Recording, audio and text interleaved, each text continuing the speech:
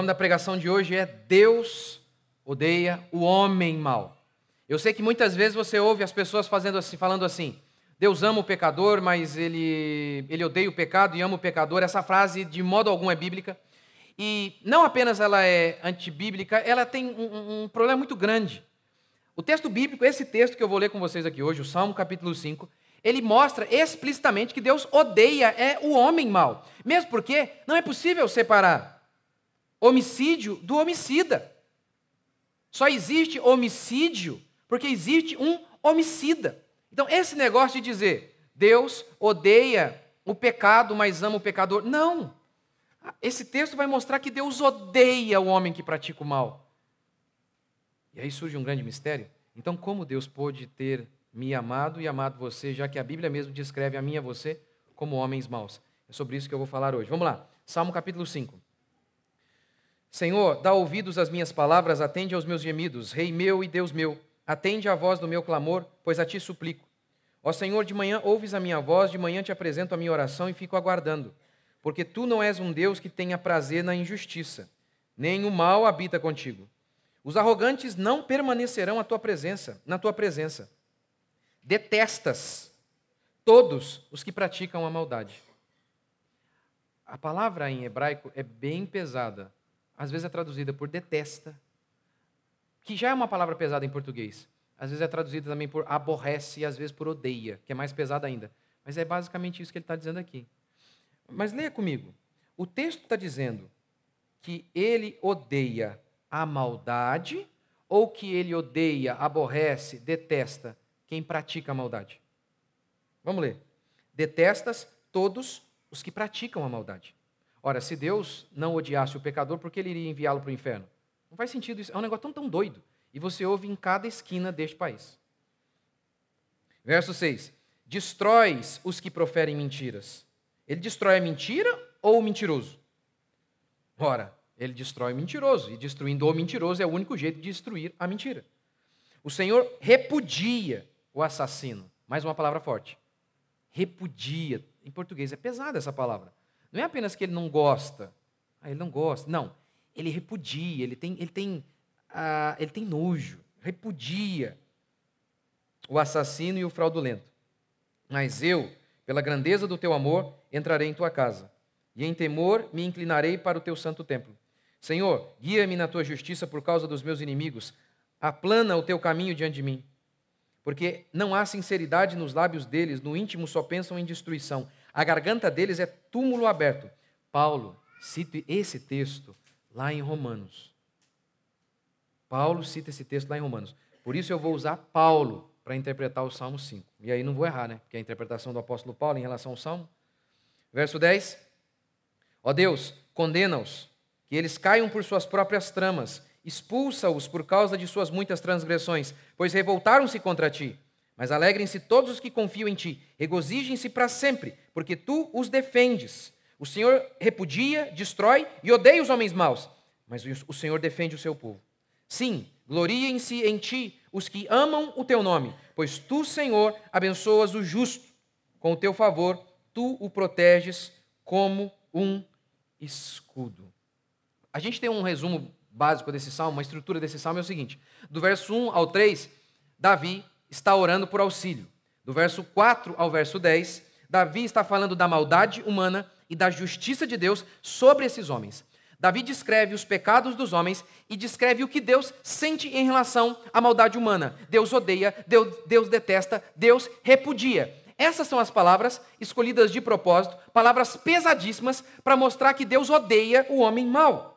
E do verso 11 ao 12, Davi diz que a bênção de Deus está sobre os justos, que a bênção de Deus está sobre o povo de Deus, que a bênção de Deus está sobre aqueles que amam o Senhor.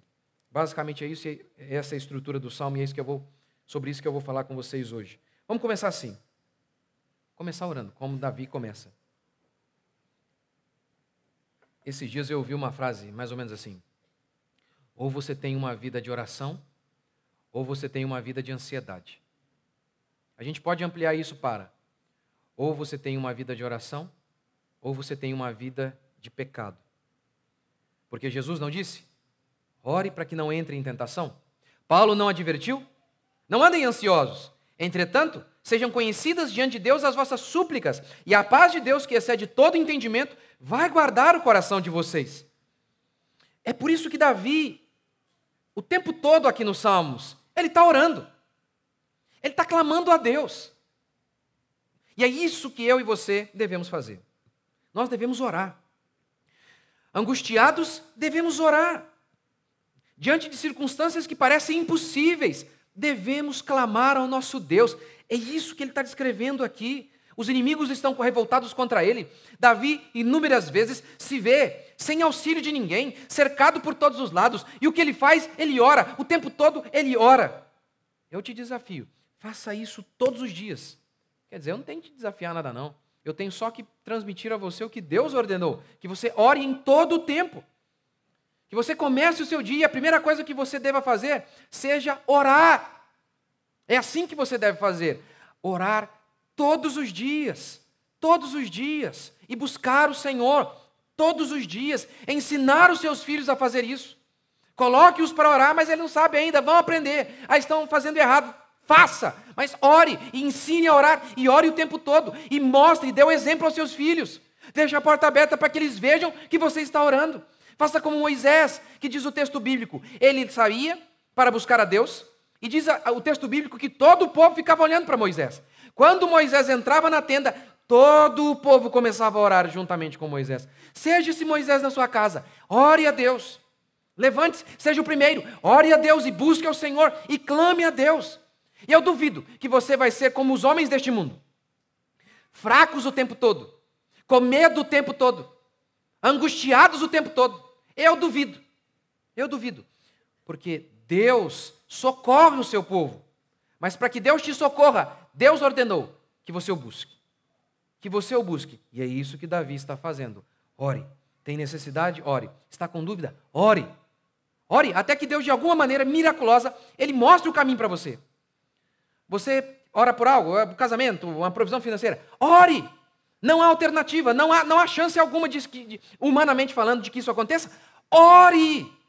Ore o tempo todo. As coisas estão bem? Ore, agradeça a Deus.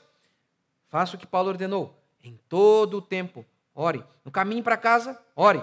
No caminho para o trabalho, ore.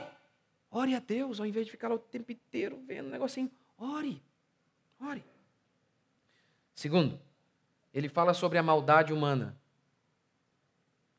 e a justiça divina. Davi declara a sentença de Deus sobre os homens maus. Deus não se agrada dos homens maus. Deus detesta, Deus repudia, Deus abomina. Essas são as palavras que Davi usa aqui. Verso 5. Os arrogantes não permanecerão à sua vista. Verso 5. Deus odeia todos os que fazem o mal. Verso 6. Deus destrói os mentirosos. Verso 6. Ele abomina o sanguinário e fraudulento. Eu sei, o Deus de Davi é bem diferente do Deus de inúmeros evangélicos atuais. Eu sei. Ah, Deus ama o pecador, mas Deus odeia o pecado. Como eu disse, não existe pecado sem pecador. Só existe pecado por conta do homem pecador. Aqui, como eu li para vocês, Deus, verso 5, Deus detesta, odeia todos os que praticam a maldade. Ele abomina. A descrição aqui é de um Deus que está irado, pegando fogo ao ver a maldade. Não é um leve desconforto. Não é isso. Não é um leve desconforto. É ira. É assim que o texto bíblico, e não apenas aqui, gente, é de Gênesis a Apocalipse. É de Gênesis a Apocalipse. A descrição é de um Deus em chamas, ardendo de ira, de santa ira diante da maldade humana. Essa é a descrição. O que deveria nos fazer ficar apavorados. Apavorados. Essa é a sentença divina. Agora, aí que está o negócio. Paulo pega esse texto aqui, mais especificamente o verso 10. O 10? O 9. Porque não há sinceridade nos lábios deles. No íntimo só pensam em destruição. A garganta deles é túmulo aberto.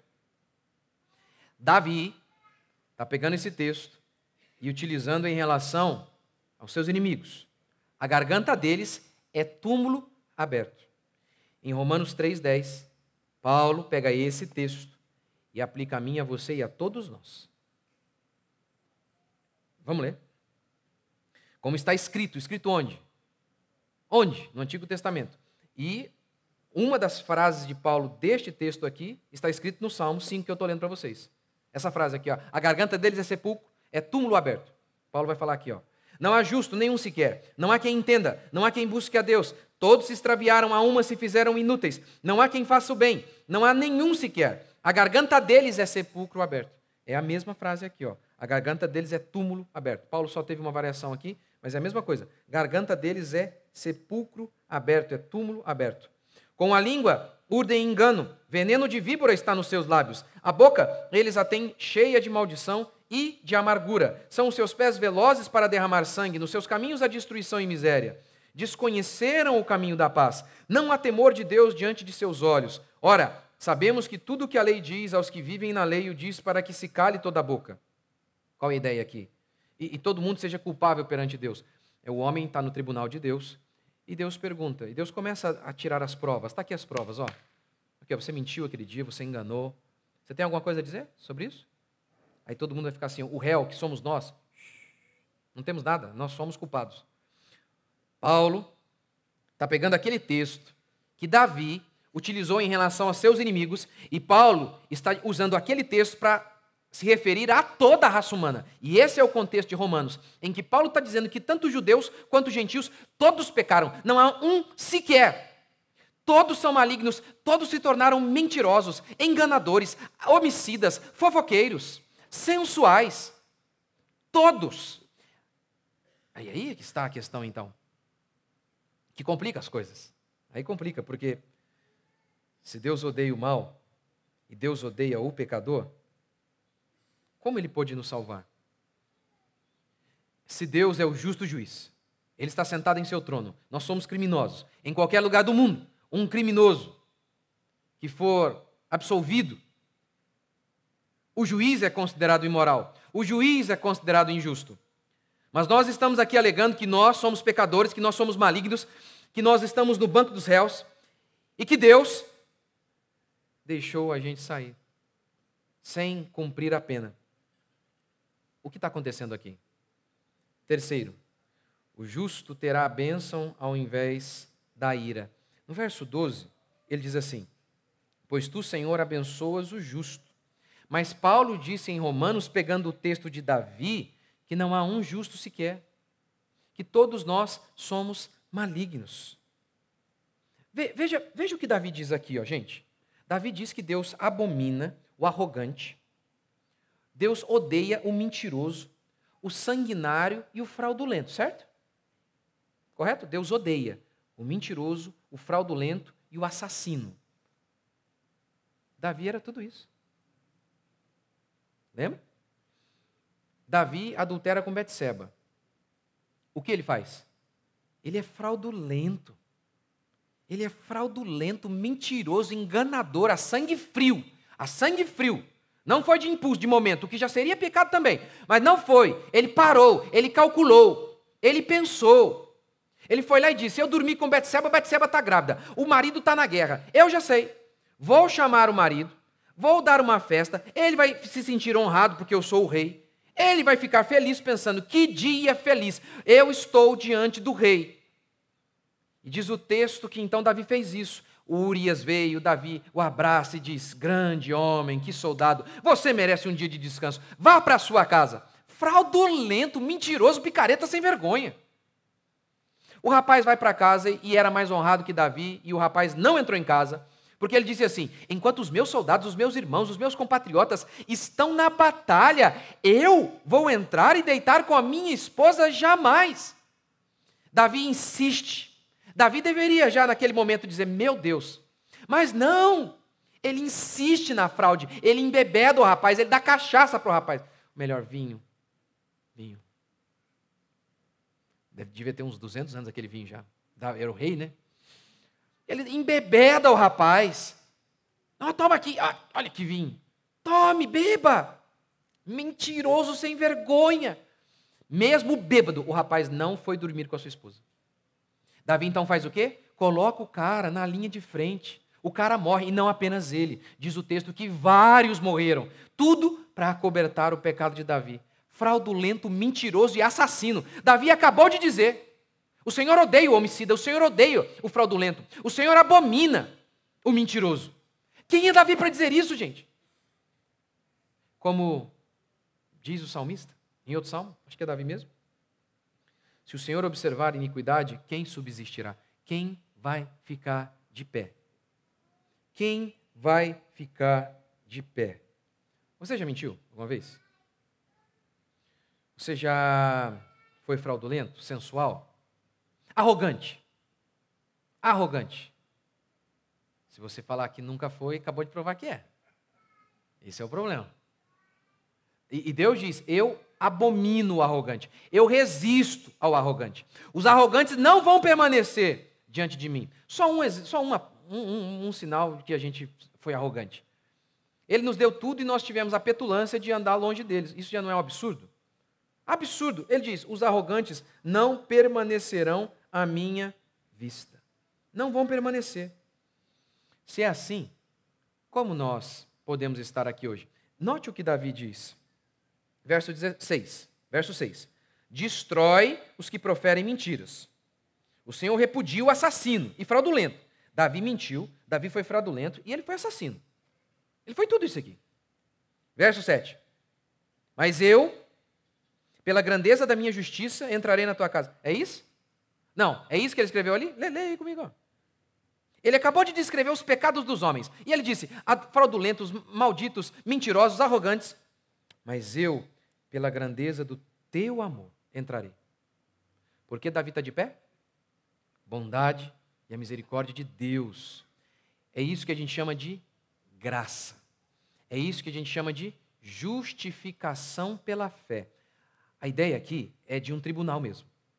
É de um tribunal. Os homens estão sendo julgados. Nós, e somos os réus. Se formos declarados justos, seremos absolvidos. Se formos declarados injustos, seremos condenados. A questão é que a Bíblia nos mostra que todos são injustos. Por quê? Qual é o padrão? Qual é a lei que nós quebramos? A lei de Deus. A Bíblia declara que todos nós, sem exceção, quebramos a lei de Deus. Por isso nós somos esses aqui que devem ser objetos da ira de Deus. Mentira, roubo, engano, sensualidade, arrogância, tudo isso. Nós, portanto, somos esses aqui que o texto diz que Deus odeia. Devemos ser objetos da ira de Deus. Mas Davi diz assim: mas pela graça de Deus, pela bondade de Deus, eu estou de pé. Você lembra qual foi o critério que Deus usou para eleger Israel? Lembra? Havia muitas nações no mundo. Por que Deus elegeu Israel? Aí Deus diz assim: não pensem que eu elegi vocês porque vocês eram uma nação grande. Vocês não eram. Vocês eram pequenos, vocês não eram nada. Não pensem que eu escolhi vocês porque vocês eram melhores do que os outros, porque vocês são um povo de dura cerviz. Ou seja, dura cerviz, a coluna cervical aqui, ó. Vocês não se dobram. Vocês são terríveis. Vocês são malignos. Várias vezes nós vemos no Antigo Testamento os profetas dando a seguinte sentença em relação a Israel, o povo de Deus: vocês se tornaram piores do que os ímpios. O que vocês praticam é pior do que os ímpios praticam. Mostrando que, quando Deus elegeu Israel, de fato não foi pela bondade de Israel. O mesmo se dá comigo e com você. O mesmo se dá conosco. Deus não nos elegeu porque viu bondade em nós, viu que iríamos fazer o bem. Nós éramos mentirosos, enganadores e ainda assim continuamos hoje fazendo tantas coisas erradas como Davi, que já era crente, e mesmo assim matou, mentiu e adulterou. Foi pela graça que Deus escolheu aquele povo, independentemente de seus méritos. Assim como fez conosco. Você está de pé aqui hoje, não é porque você é bom, não é porque você um dia, você deu R$3 lá para a velhinha. Lembra? Não vou contar isso aí não, já contei muitas vezes, né? Vou contar assim, vai. Vou contar, vai, pela milésima vez. Lembra do rapaz? Ah, ele morreu, chegou feliz no céu. Quer dizer, no céu não, no juízo, lá no julgamento. Ah, e você acha que você vai para onde? Ah, eu acho que eu vou para o céu, porque teve um dia lá que eu ajudei uma velhinha, foi lá e dei R$10 para ela. Outro dia também, eu dei R$10 para outro cara. E outro dia também, fui lá e dei R$10 para outra pessoa que estava passando necessidade. Ah, é isso. E aí o anjo falou, então toma aqui os seus R$30 e vai para o inferno. Ai, meu Deus. O que somos nós? O que é você e eu? Nada. Nada. Pecadores, miseráveis, terríveis. Terríveis, é isso que nós somos. Ainda hoje, mesmo lavados e redimidos pelo sangue do Cordeiro, quanta maldade ainda há em nós. Quanta deficiência em nós. É sério que você pensa mesmo que você vai poder se aproximar de Deus por conta de seus méritos? E aí que é algo espetacular, que não existe em lugar nenhum, e inclusive não existe no falso cristianismo. Que o homem é salvo pela fé, ele é declarado justo pela fé. Ele está no tribunal, e quando o juiz pergunta, você é criminoso? Ele diz, eu fiz, eu errei, eu pequei, eu fiz o mal, eu enganei, eu desonrei os meus pais, eu fui avarento e ainda sou. Mas eu creio que Jesus Cristo veio ao mundo salvar o perdido, dos quais eu sou o principal, disse o apóstolo Paulo. Isso é o que a gente chama de justificação pela fé. No instante em que o crente crê em Cristo, a justiça de Cristo é transferida a ele. Lembra quando os soldados romanos retiraram as vestes de Jesus? Na Bíblia, as vestimentas representam justiça.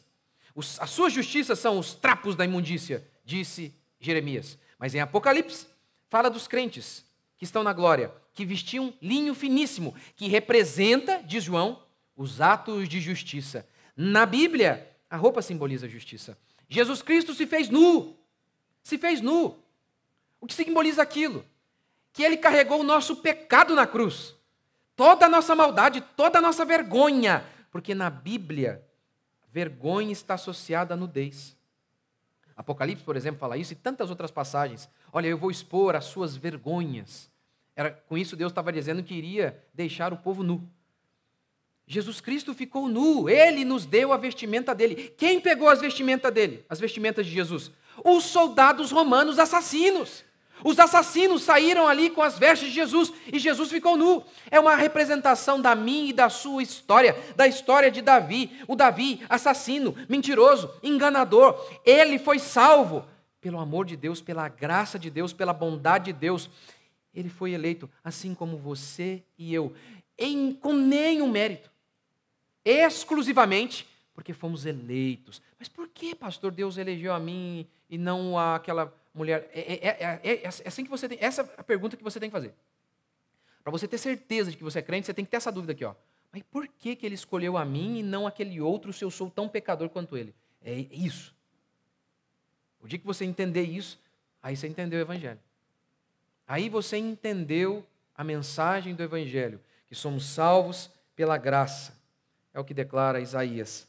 Certamente, é um texto messiânico, falando sobre Jesus, que é o Messias. Lembra desse texto, esse tema messiânico? As crianças, o Messias. É um termo que é usado no Antigo Testamento para se referir àquele que viria para salvar Israel. O Messias. Jesus é o Messias. Então, esse texto de Isaías 53 se refere, era uma profecia do Antigo Testamento, falando do Messias, aquele que viria para salvar Israel. E como ele viria? Certamente, ele tomou sobre si as nossas enfermidades, as nossas dores levou sobre si. E nós o reputávamos por aflito, ferido de Deus e oprimido. Mas ele foi traspassado pelas nossas transgressões e moído pelas nossas iniquidades. Ou seja, tudo aquilo que ele sofreu foi por conta de nossos pecados.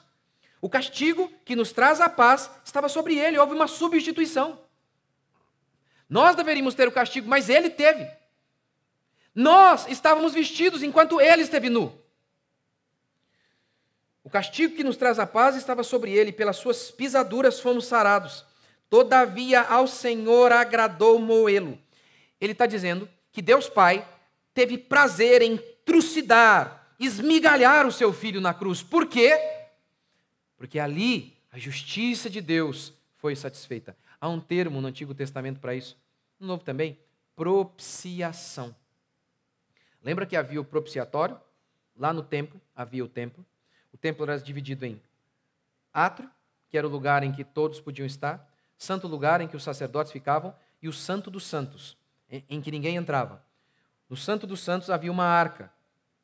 Em cima da arca, a arca representava Deus. Em cima da arca havia algo chamado propiciatório. Embaixo da arca estava, por exemplo, a lei de Deus, as tábuas de Moisés estavam ali. Em cima, propiciatório. Ali era derramado sangue. Ali era derramado o sangue como símbolo de que o sangue, ele supria o fato de que nós quebramos a lei de Deus. Ele cobria os nossos pecados.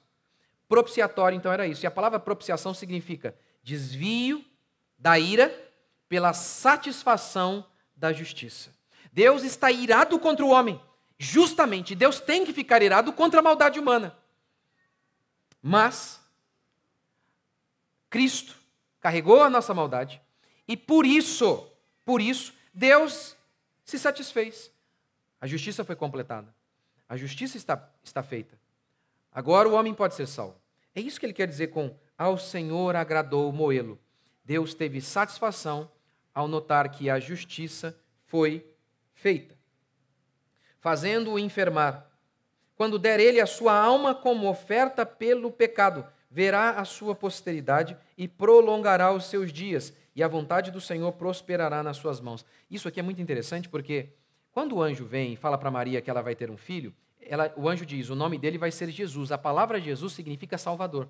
E ele explica, será Jesus, porque ele salvará o seu povo de seus pecados. Isso é muito interessante porque os judeus acreditavam que o Messias viria para salvá-los da miséria, viria para salvá-los do tacão do Império Romano. Mas olha a profecia do Antigo Testamento. Ele vai morrer. Ele vai carregar o nosso pecado. Gente, pense nisso.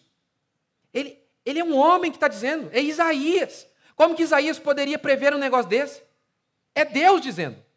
É o próprio Deus e com a riqueza de detalhes absurda. Ele nos substituindo. E não apenas esta profecia, como tantas outras acerca da crucificação de nosso Senhor Jesus Cristo. Por isso ele diz no verso 7, Davi, eu entrarei na presença do Senhor por meio do teu amor, da tua bondade, não da minha. Verso 11, alegrem-se todos os que confiam em ti. Como é que é? Quem é que pode se alegrar em Deus? Aqueles que confiam. Justificação pela fé, de novo. Quem é aquele que é o justo? É aquele que teve fé. É aquele que creu, que disse, eu creio, eu creio, eu creio, eu creio que a fúria de Deus foi descarregada sobre Cristo Jesus, a ira de Deus foi derramada sobre Cristo Jesus para nos salvar de nossos pecados, de toda a nossa iniquidade. Você que está nos acompanhando aqui pela primeira vez, você que está nos acompanhando aí na sua casa, no seu carro, onde você estiver, e você está perdido, e você pensando, mas eu sou pecador demais. Glória a Deus que você sabe disso. Então a salvação está próxima de você, está perto. Basta dizer, eu creio, eu confio, eu sei que há um Deus bom o bastante para me lavar de todo o meu pecado. E para você que está aqui, que já é crente, lembra que Davi falou, restitui-me a alegria da tua salvação? Ele não diz restitui-me a salvação, porque nós não cremos que perdemos a salvação, afinal de contas, a nossa salvação vem de Deus. Mas ele diz, restitui-me a alegria da tua salvação. Nós somos salvos pela graça. E os salmistas disseram no Antigo Testamento, se referindo à restauração de Israel, quando o Senhor restaurou a sorte de Sião, ficamos como quem sonha. Isso aconteceu conosco. Nós estávamos perdidos, nós estávamos destruídos, nós íamos para o inferno, mas Cristo Jesus nos salvou. Tudo mais é insignificante, é pequeno à luz desse fato, do fato de que você e eu estaremos com Cristo. Você pode ser um nada aos olhos dessa sociedade. Você pode ser insignificante aos olhos desse mundo. E daí? Tudo isso aqui vai se desfazer e esses homens cairão no mar do esquecimento, diz a Bíblia. Mas nós estaremos com Cristo por toda a eternidade. por toda a eternidade. Todos os sofrimentos, as dificuldades são insignificantes, diz Paulo, porque eu tenho por certo que os sofrimentos do tempo presente não podem ser comparados com a glória que há de ser revelada em nós.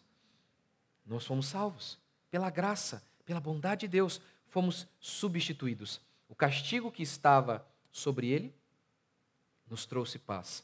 É por isso que estamos de pé. Você pode levantar amanhã, você vai poder levantar amanhã, mesmo diante das dificuldades, das angústias, e se lembrar: eu sou salvo. Eu vou estar com Cristo por toda a eternidade. Eu estarei com Ele por todo sempre. Por quê? E de onde vem a minha certeza? De onde vem? Vem dele, que eu fui salvo pela graça, pela bondade dele, sem mérito algum. E ele é quem vai manter a minha fé. Ele é quem vai me sustentar em toda a minha jornada. Você crê? Vamos ficar de pé.